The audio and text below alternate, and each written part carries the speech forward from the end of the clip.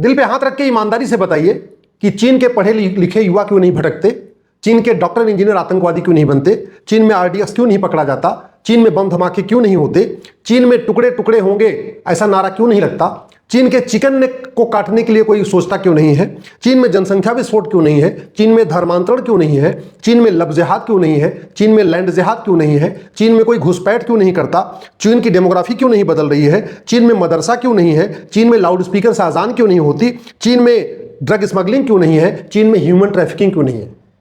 क्या चीन के राष्ट्रपति, चीन के प्रधानमंत्री, हमारे राष्ट्रपति ज्यादा अच्छे हैं?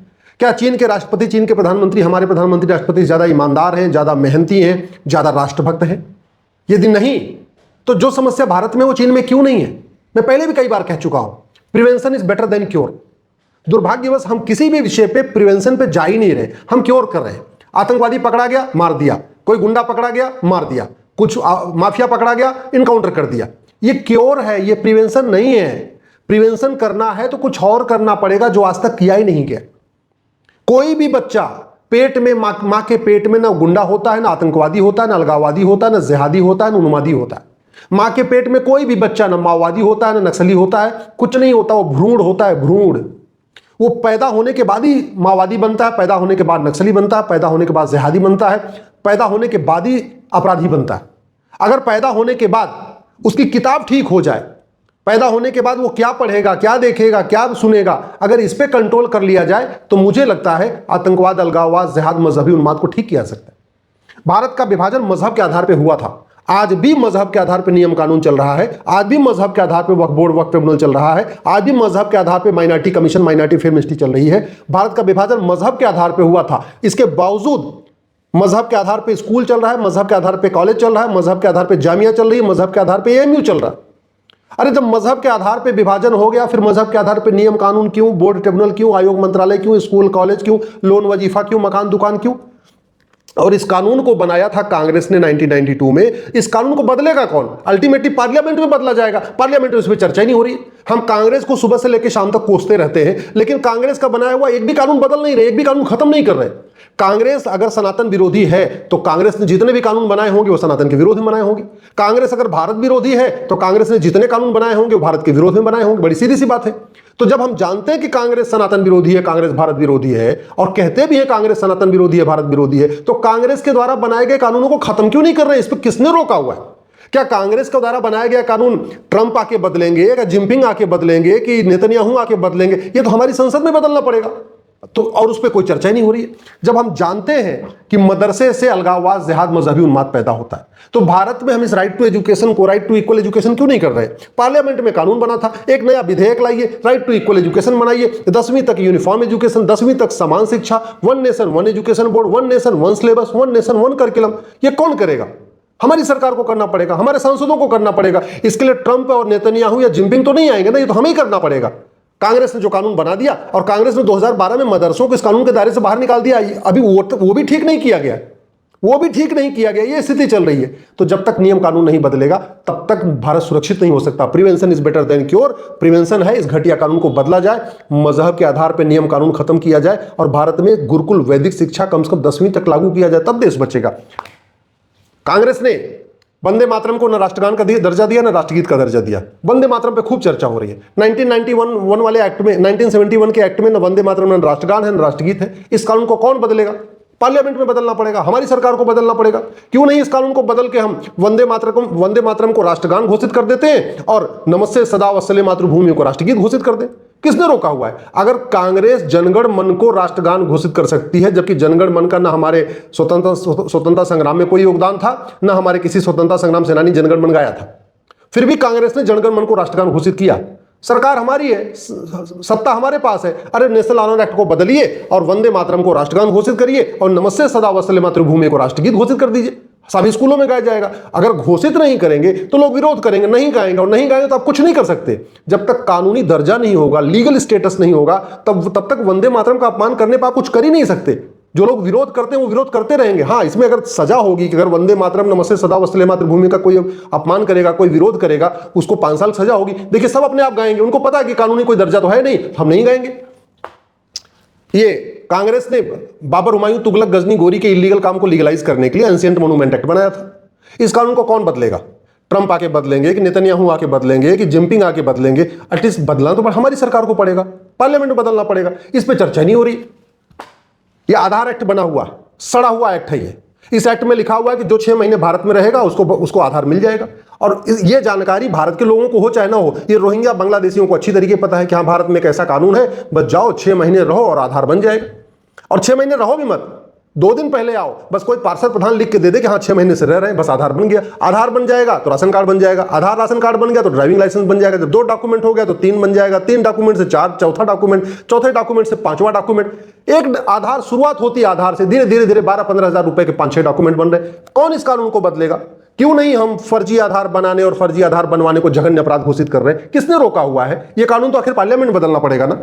ये फॉरेनर एक्ट 1946 का था, अभी कानून बदला गया इमिग्रेशन एक्ट, लेकिन हमने कभी देखा ही नहीं कि चीन में घुसपैठ पे कितनी सजा है, सिंगापुर में घुसपैठ पे कितनी सजा है, जापान में घुसपैठ पे कितनी सजा, अमेरिका में घुसपैठ पे कितनी सजा है। एसी के कमरे में बैठे बैठे कानून का ड्राफ्ट बन गया, वही पहले से बेटर है। लेकिन हमने घुसपैठ करने और घुसपैठियों की मदद करने को जघन्य अपराध घोषित नहीं किया। ये बात बांग्लादेशियों को पता है, ये बात रोहिंग्याओं को पता है। भारत की 50% समस्याओं का मूल कारण भ्रष्टाचार है।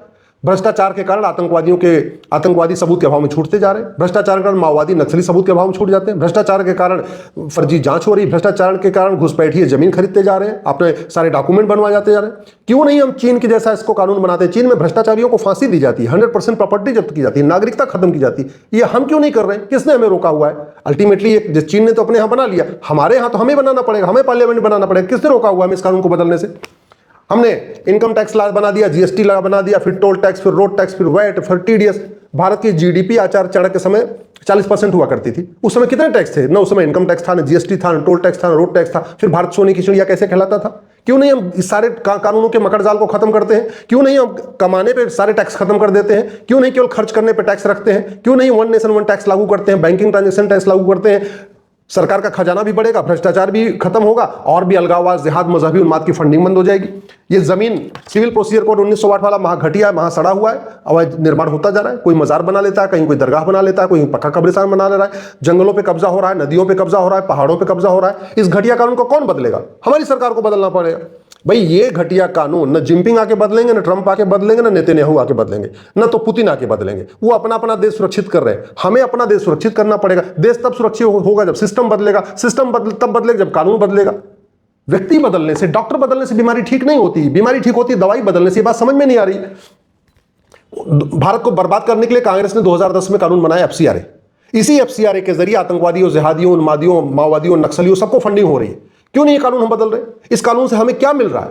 आखिर बाहर से पैसा आ रहा है, लब जिहाद की फंडिंग हो रही है, लैंड जिहाद की फंडिंग हो रही है, धर्मांतरण की फंडिंग हो रही है, घुसपैठियों को बसाने की फंडिंग हो रही है, सब कुछ फंडिंग हो रही है, मिशनरियों की फंडिंग हो रही है। क्यों नहीं इस कानून को हम खत्म कर देते? किसने रोका हुआ है हमें? ये कानून तो हमें खत्म करना पड़ेगा ना। न तो पुतिन खत्म करेंगे, न ट्रंप खत्म करेंगे, न नेतन्याहू खत्म करेंगे, न तो जिनपिंग आके खत्म करेंगे। हमें खत्म करना है कानून। हम एफसीआरए खत्म नहीं हो रहा, फंडिंग नहीं रुक रही है, फंडिंग नहीं रुक रही है, तो जो लब जिहाद, लैंड जिहाद, धर्मांतरण, घुसपैठ के लिए फंडिंग आ रही है होता चला जा रहा है। भारत में आधी समस्या का जड़ है ब्लैक मनी। ब्लैक मनी तब खत्म होगी जब 100 रुपए, 1000 रुपए से महंगे सामान का कैश लेन देन बंद होगा और ब्लैक मनी को हम जघन्य अपराध घोषित करेंगे। ये कानून कौन बदलेगा? हमें बदलना पड़ेगा। हमने बदला नहीं, ब्लैक मनी रुक नहीं रहा, देश विरोधी काम नहीं बंद हो रहा। सारे के सारे अलगाववादियों, आतंकवादियों, जिहादियों, उन्मादियों की फंडिंग होती है हवाला के जरिए। हवाला तब बंद होगा जब 100 रुपए से बड़ी नोट बंद होगी और ये कानून बदला जाएगा। जब तक हवाला जघन्य अपराध घोषित नहीं होगा, जब तक हवाला कारोबारियों को साल भर के अंदर आजीवन कारावास, फांसी की सजा नहीं होगी, हवाला कारोबार नहीं रुकेगी तो फंडिंग नहीं रुकेगी तो अपराध नहीं रुकेगा। ये बेनामी ट्रांजैक्शन है पूरे देश में, चाहे वो नेता हो, चाहे अभिनेता हो, चाहे लेखक हो, चाहे बुद्धिजीवी हो, चाहे पत्रकार हो, कलमकार, जो भी देश विरोधी काम कर रहे हैं, सबको बेनामी लेन देन हो रहा है, बेनामी उनकी काम चल रहा है। तो ये तभी रुकेगा जब आप 10,000 रुपए से ऊपर आधार अनिवार्य कर दें और बेनामी लेन देन पे 100% प्रॉपर्टी जब्त करने, नागरिकता खत्म करने, फांसी देने के लिए कानून बनाए। ये कानून कौन बदलेगा? हमारी सरकार को बदलना पड़ेगा, पार्लियामेंट को बदलना पड़ेगा। चर्चा हो नहीं रही है, बस बातें हो रही हैं। भारत में, दुनिया में सबसे ज्यादा नशे की खपत भारत में हो रही है, सबसे ज्यादा ड्रग स्मगलिंग भारत में हो रही है। सिंगापुर में ड्रग का नामो निशान नहीं है। क्यों नहीं सिंगापुर वाला कानून हम भारत में लाके लागू कर देते हैं? सिंगापुर में ड्रग जो नशा बेचता है या नशे के जो ड्रग के डीलर है या होलसेलर है या डिस्ट्रीब्यूटर है, सबको साल भर के अंदर फांसी होती है। ऐसा कानून हम क्यों नहीं बना रहे? किसने रोका हुआ है? सिंगापुर के प्रधानमंत्री तो आके भारत में नहीं बनाएंगे, ये तो हमें बनाना पड़ेगा, हमारी सरकार को बदलना पड़ेगा। ये 1949 का बैंकिंग ट्रांजेक्शन एक्ट है। ये बैंकिंग एक्ट इतना घटिया, इतना सड़ा हुआ है कि जो विदेशी बैंकें भारत में काम करती हैं, जिनकी ब्रांचेस भारत में है, उनका हेड ऑफिस विदेश में है, वो सारा वहां से फंडिंग करवा रही है। ना आरबीआई इसको पकड़ पा रही, ना फाइनेंस मिनिस्ट्री पकड़ पा रही है, क्योंकि वो आरटीजीएस एनईएफटी यूज कर रही है। क्यों नहीं हम one nation one banking code लागू करें? जब तक फंडिंग नहीं बंद होगी तब तक देश विरोधी काम नहीं बंद होंगे। नकली दवाइयों के कारोबार से देश बर्बाद हो रहा है, और नकली दवाइयों का कारोबार जो पैसा आता है ये अलगाववादियों, आतंकवादियों, जिहादियों को से फंडिंग होती। नकली दवा का कारोबार खत्म होगा तो फंडिंग बंद होगी, फंडिंग बंद होगी तो अलगाववाद, आतंकवाद खत्म होगा। अब सवाल ये है, ये 1940 एक्ट को कौन बदलेगा? हमारी सरकार को बदलना पड़ेगा। न नेतन्याहू बदलेंगे, न ट्रंप बदलेंगे, न जिनपिंग आके बदलेंगे, न कोई और आके बदलेगा, हमारी सरकार को बदलना पड़ेगा। ये ऑफिशियल सीक्रेट एक्ट 1923 का है, जासूसी गद्दारी के खिलाफ है, मात्र 3 साल सजा है, जुर्माना दे के भी आदमी छूट सकता है। ऐसे घटिया कानून को कौन बदलेगा? हमारी सरकार को बदलना पड़ेगा, पार्लियामेंट को बदलना पड़ेगा। बाहर के तो लोग आके नहीं बदलेंगे, वो अपना अपना देश सुरक्षित कर रहे हैं, हमारा देश थोड़ी सुरक्षित करेंगे। वक्फ एक्ट हमने बदल दिया, लेकिन जो पहले से 40 लाख एकड़ जमीन पे कब्जा हो रखा है उसको वापस लेने की कोई व्यवस्था नहीं, तो वो 40 लाख एकड़ तो गया। और वो जो जमीन है वो किसके काम आ रही है सबको पता है, अच्छी तरीके से पता है। तो कानून तो हमने बदला, लेकिन जो 40 लाख एकड़ जमीन पहले से कब्जा हो रखा है उसको हमने वापस लेने की कोई व्यवस्था नहीं किया। तो जब व्यवस्था नहीं किया, जमीन उनके पास है, तो उसका जो से पैसा आएगा उसका उपयोग होगा।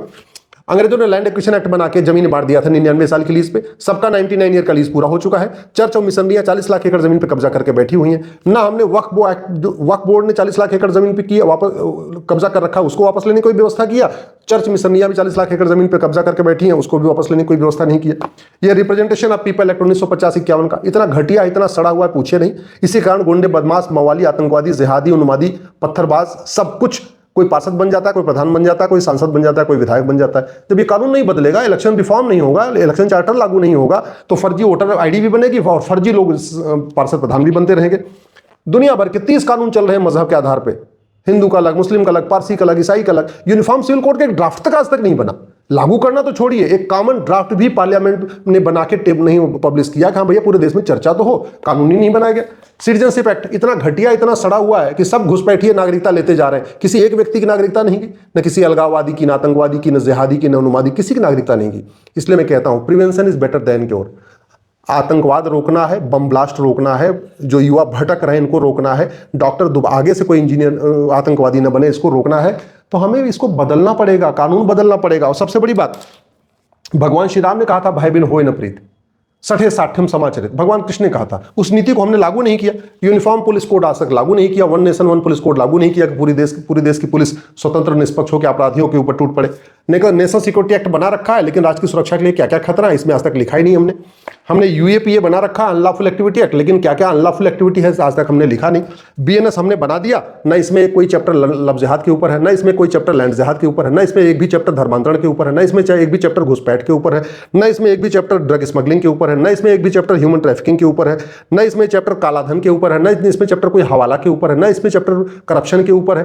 तो जब तक जस्टिस विद इन ईयर लागू नहीं होगा, जब तक अपराधियों की 100% प्रॉपर्टी जब्त करने, नागरिकता खत्म करने, साल भर के अंदर फांसी देने के लिए कानून नहीं बनेगा और कानून उनको सजा मिलेगी नहीं, तब तक खौफ कैसे पैदा होगा? खौफ नहीं पैदा होगा तो बस वो ठीक है, वो कहते नहीं तुम कितने अफजल मारोगे हर घर से अफजल निकलेगा। आप एक एक अफजल मारते रहिए, 100 अफजल निकलते रहेंगे।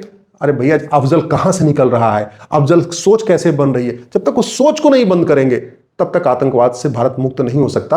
Prevention is better than cure. Acharya Chanakya ने भी कहा था लोहा लोहे को काटता है। जब तक उस सिद्धांत को लागू नहीं करेंगे देश सुरक्षित नहीं हो सकता।